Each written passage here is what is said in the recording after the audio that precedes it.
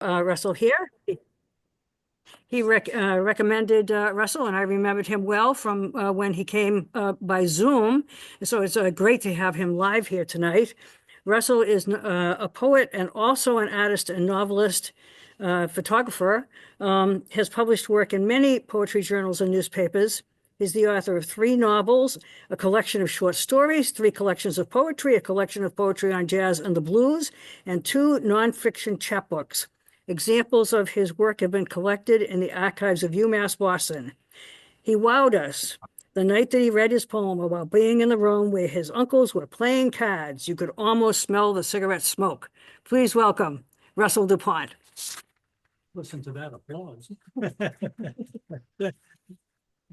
Thank you, Karen. And John Chaney, thank you very much for pushing me forward into this. Not too long ago, my wife and I were walking down by the town park in Whitman, and we passed the baseball field. And there were 2 town workers there. One was on his knees by home plate. He had the end of a tape measure. And down the first baseline was another town worker holding the other end of the tape measure, measuring out where first base should be. When they finished with that, the guy moved over to second base to measure there. And I stopped and said to my wife, look, they're acting out one of my poems. When you make a baseball field, the first thing you do is establish where home plate will be. And the measurement for the rest of the baseball field comes off of home plate. And this is my poem, Establishing Home Plate. My father played baseball and was a hot prospect, so the story goes, pursued by the Braves until the accident that left him with eyes that saw 2 of everything. Tough to tell which ball to swing at, he'd say. Approaching the field off Columbia Road, he'd slow the car, bring it to a stop just before the railroad bridge that sliced across the road. Hunch over the steering wheel. From over there, he'd nod toward the far end of the field, where home plate fit into the slab of turf. I hit a ball once, over this bridge, the longest ball ever hit here. Almost redundant in pointing this out, he'd shrug and quickly accelerate from this place. He was good, I guess. One of those guys who gave the truth to the cliches, could go to his right, dig the ball out of the dirt, make the long throw. But he never came to see me play. And I grew away from the game, maybe for a while away from him.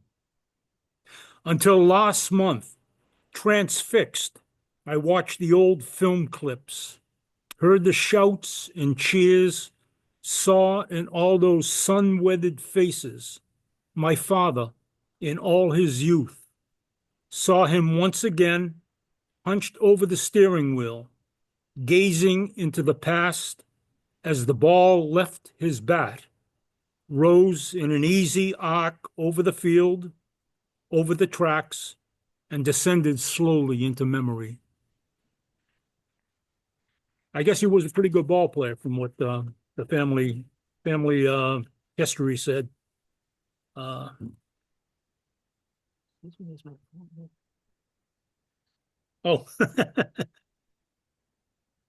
Did he make it to the Braves? not with double vision. No, he had double vision. That's why he saw 2 of everything. He had an accident before reporting to training camp. Back in 1972, I began teaching in Sharon, and I came into contact with 2 guys there. One who taught at the school, lived locally, and his best friend who lived in Milwaukee. The 2 of them owned a house up in northern Vermont in the tiny town of Barton. House was on a small dirt road. And over the years, I spent a lot of time up at the house by myself, with them, with my family. Had a lot of memories there. This next poem deals with one of my early visits. It's kind of a learning experience. It's titled Rocks and Stones. When I was young, there were rock fights. Two gangs arrayed in haphazard ranks, in mocking contempt across from each other. When all was done, some limped away with bloodied heads, bruised and swelling knots, and some, after a slap across the side of the head, dragged off by aproned mothers, muttering about stupidity.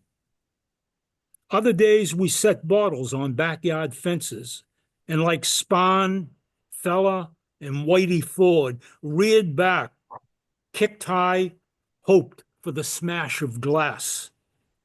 On summer nights we skimmed smooth stones across the flatness of the bay, watching them skip off the rippled water. On this just warm Vermont morning, when the mist skims the fields, I walked the hard-packed road to Willoughby, hefting stones, testing my aged arm. The high, hard one is neither, and bounces benignly in Lebrec's pasture. A broken branch serves as a bat, and I loft rocks in lazy arcs into the field. Below, where the curve of the road cradles a farmer's house, Lebrec backs his truck onto the road, turns, and heads up toward me, wrapping the truck in a haze of June dust. Believing my friendly wave diverts him from farmer's chores, I watch him skid to a stop. Henri Lebrec, broad about the shoulders and belly, with a farmer's muscled arms, jumps from the cab of the truck. Do you know how many years it took me to clear this field of rocks? His moon face is red, and his home-cut hair is flat with sweat against his head. He kicks the dust. I don't need no more rocks. And I am the child again, chastised, slapped across the side of the head, trying to cough up the word sorry, and, as once before, long ago, hearing the echo, stupid.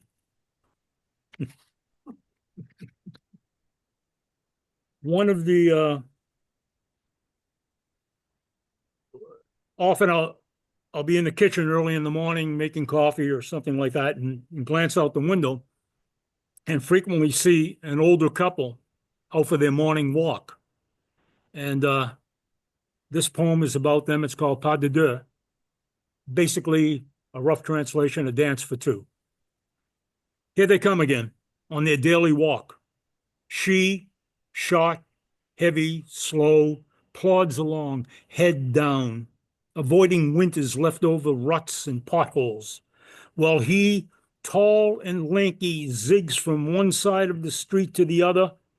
So I expect he will not leave her far behind. And when he does get ahead, he sometimes turns, spins a few times, a slightly restrained tour en l'air, as I wait and watch the two come together, intertwine, and continue their pas de deux.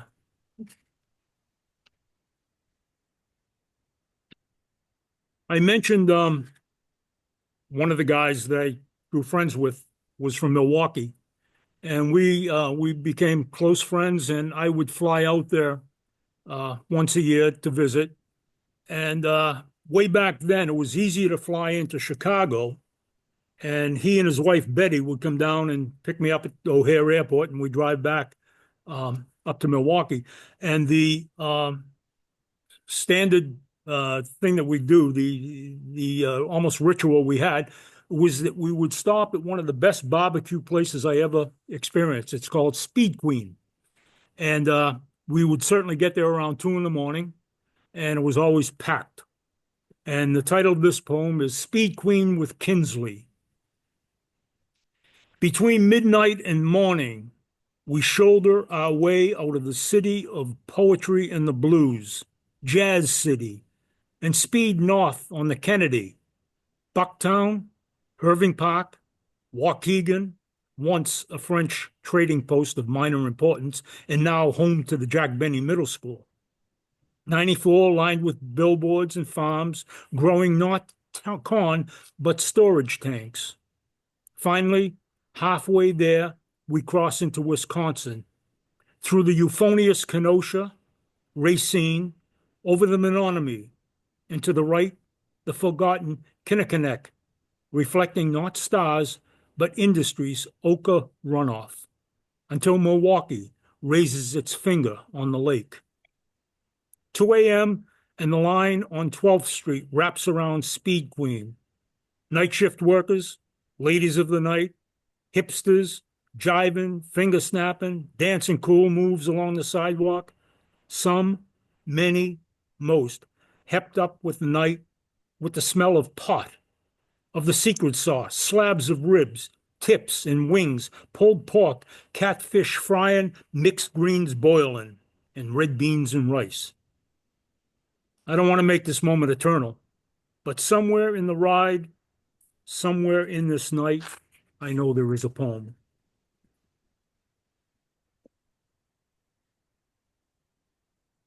As you age, certain things happen. And I had, not too long ago, messed up my right arm in a fall. And it's still tough for me to get a coffee cup off the shelf. This poem is called An Older Gentleman.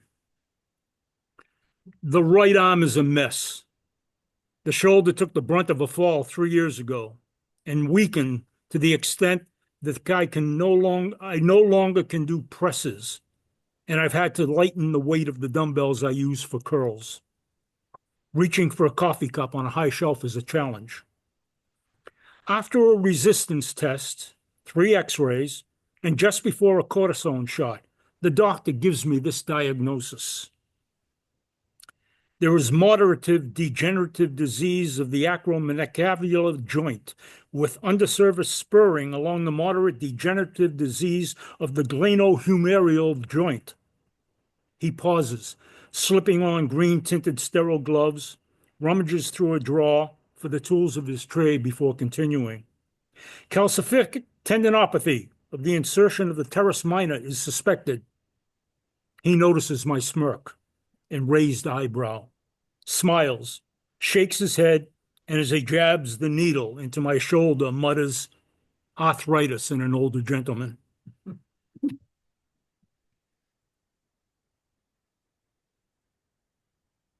My wife and I go to the Y in the morning and always try to get in a walk as well. And one of our favorite places to walk are various cemeteries, local ones, Mount Auburn, places like that. And this is called Morning Walk. And this is Mount Zion Cemetery in Abington where this occurred. Wrapped in its cloak of silence, we take the usual route through the cemetery.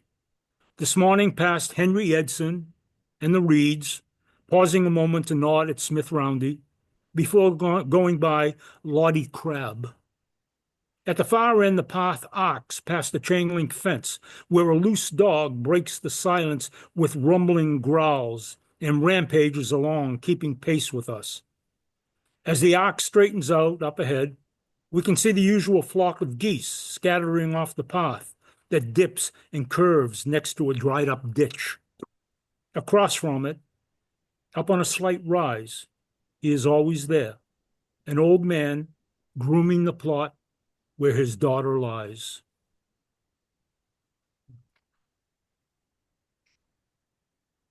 Go to the cemeteries, and a lot of time you see a lot of people just sitting. I don't know how many of you way back when went to high school dances. When I was growing up, that was the thing to do on a Friday night. Holy Name, Boston College, St. Anne's in Dorchester, all over the place. And this next poem kind of looks back at that. It's called Lavender Blue. And if I have to sing a few lines, please bear with me. It was at the Friday night dances, BC High or at Holy Name in Rosie. Doesn't make a difference. It was where we went in the late 50s. Not so much to dance, but to meet girls. We were hip, real cool. Tommy with his Bill Haley curl, Me with the Elvis Pompadour and DA, we prowled the edges of the gym, eyeballing the chicks in their poodle skirts. We weren't into jitterbugs, rock around the clock or shake, rattle, and roll. We waited for the slow ones before making a move, tapping a girl on the shoulder and leading her onto the floor, just as Sam Cooke crooned, "Darling, you send me." Or the satin slid into shoo-doo, shoo-be-doo, shoo-doo, shoo-be-doo. But it was the last dance I wanted. Sammy Turner's smooth and smoky lavender blue, where our bodies melded, with her head rested on my chest. We barely moved to the song, nuzzling against each other until everything around us became lavender blue. Those were the days.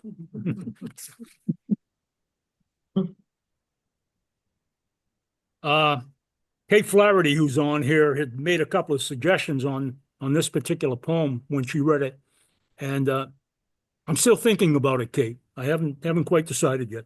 It's called Memories. I come across things, stumble over some object, the photo album filled with dim, grainy pictures of aunts, uncles, and grandparents. My mother, so young, posing by La Maison Française. There's a plastic box of old buttons, an envelope filled with zinc pennies, my father's old baseball glove. I should have tossed much of this stuff years ago, and have tried a few times. But something hidden deep in the past reaches out and compels me to grasp and hold on to these faded memories. I tend to write poems that are not particularly long. Try to sum up things as in a few words. Karen mentioned in introducing me that I also paint and a few other things. I was actually, for people who live in Rockland, back in the early 90s, one of the four founders of the Fourth Floor Artists, who are still around. And unfortunately, when they sold the Codman building off and turned it into apartments, I lost my studio. Title of this poem is on painting, and it's titled Unfinished. Somewhere along the way, maybe it was Henry Schwartz who told me an artist's cheapest model is himself. Over the years, I've made dozens of self-portraits. Post-game, sweaty, my face covered with dirt. Artist at his easel. Sketches titled Me. And as the years pass, the images grow darker, more intense. One, a pastel, is titled Psychological Self-Portrait, showing a troubled, serious self glaring into space. My latest, still untitled and started a few years ago, sits on a stand, unfinished. A few colors are dabbed in. Two doorways, dark and without detail, lead to nowhere. In the center, I sit, my roughed-in outline slumped on a penciled couch. But even lacking detail, the painting speaks to me, cautions, suggests that, like my life, this portrait is not yet ready to be finished.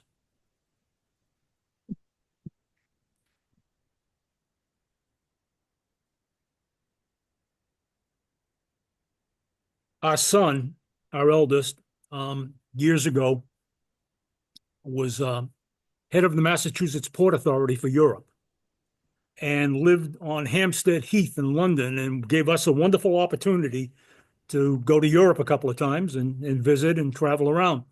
And we not only traveled all over the UK, but went to Paris.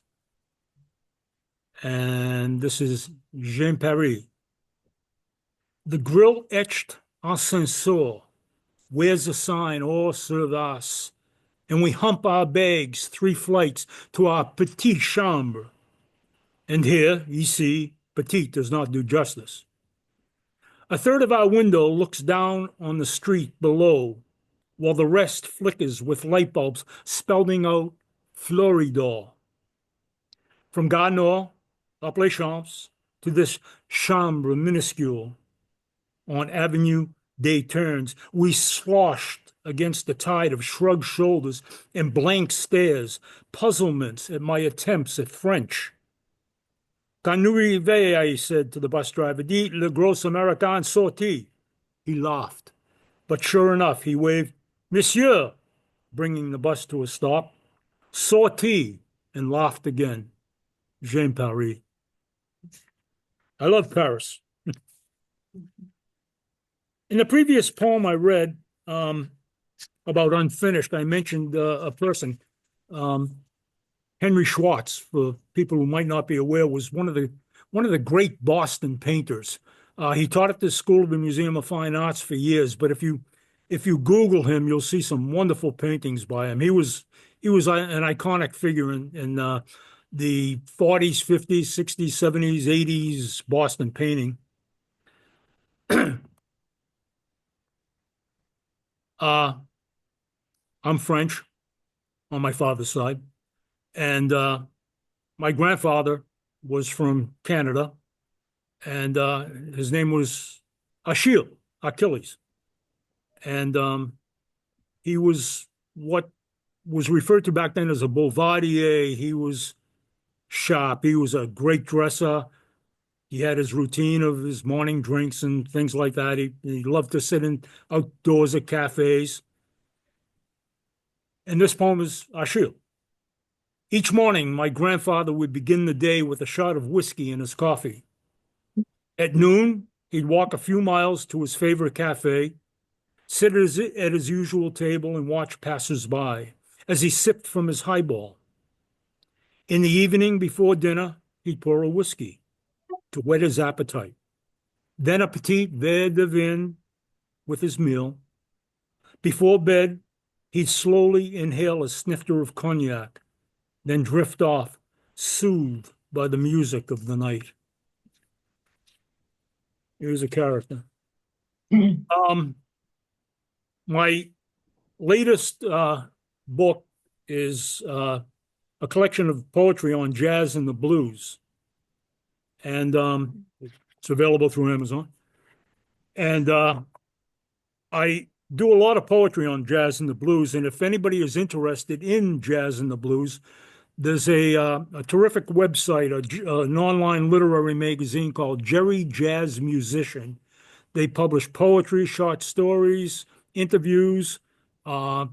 They feature music, all related to jazz. This is the title poem from the book, Jazz at the Point. And if any of you are familiar with the South Boston, Dorchester area, you may recognize where this takes place. In the 70s, everyone knew you didn't go into the Columbia Point projects after dark.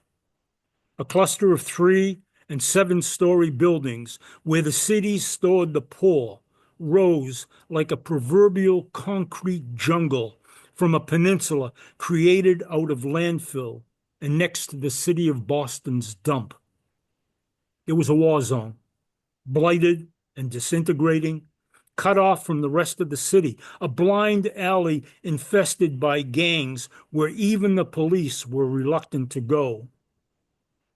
Boston had a pretty lively jazz scene, but on what I was making an hour, it was unlikely that I'd be walking into Wally's or the Jazz Workshop anytime soon. But I heard that on a few summer nights, a group of 3 or 4 guys got together on the front steps of one of the buildings at Columbia Point and played jazz.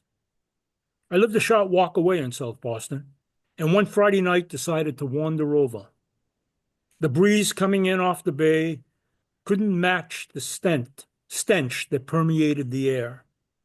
I walked the trash-strewn streets, following the mournful sounds of a muted sax wailing out Coltrane's Alabama, until I found, under the dull light from a single bare bulb above them, a trio playing in the shadows on the front steps, immersing the point in the moan of a lonesome melody.